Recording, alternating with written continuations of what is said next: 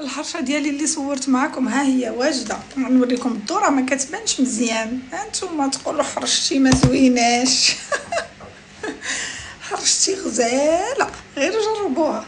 المهم انا غادي ندير لها واحد القضيه كنديروها في تازه، ما عرفتش واش مدن اخرين كديروها ولا لا، ولكن حنا في تازه معروفين بهاد اللعيبه كنديروا على الحرشه. كنسميوها، يلا توازا قولوا لي واش كنسميوها هذه. كناخذوا الزبده، هذه زبده بلديه، عرفتوا هاد الزبده بلديه واعره. ما كنشريهاش من هنا حيت من هنا ما كايناش الزبده بلديه الصراحه. انا ما عمري شريتها وما كنعرفش فين كتباين الا كاينه. كنجيبها معايا من المغرب، كنجيب 2 3 حتى 4 كيلو.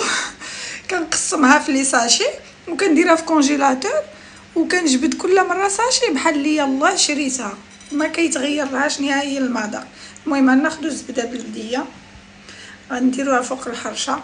هي خصك تذوب على ديك الحرشه.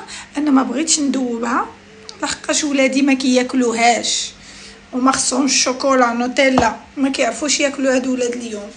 حنا كانت كديرها لنا ماما من كنا صغارين، كنموتوا عليها.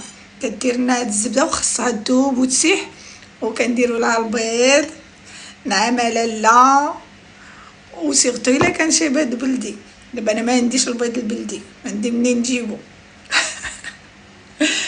المهم ها هي حرشتي كي جاتكم، شهيتكم اجيو تفطروا مرحبا. صافي، وديك الزبيده كتذوب وكتاخدي الحرشه وتغمسيها في ديك الزبيده وتاكلي وتدوزي مع البيض ومع شي بريد اتاي مشحر نعم لاله. ها هو اتاي، انت اتاي من هنا. وغنفطر وغنعيط لوليداتي يفطروا، ولكن كيف قلت لكم هما ديالهم ندير لهم فيها نوتيلا، وانا ديالي غناكلها بالزبده والبيض. ايوا اللي شهيتها تسمح ليا. السلام عليكم.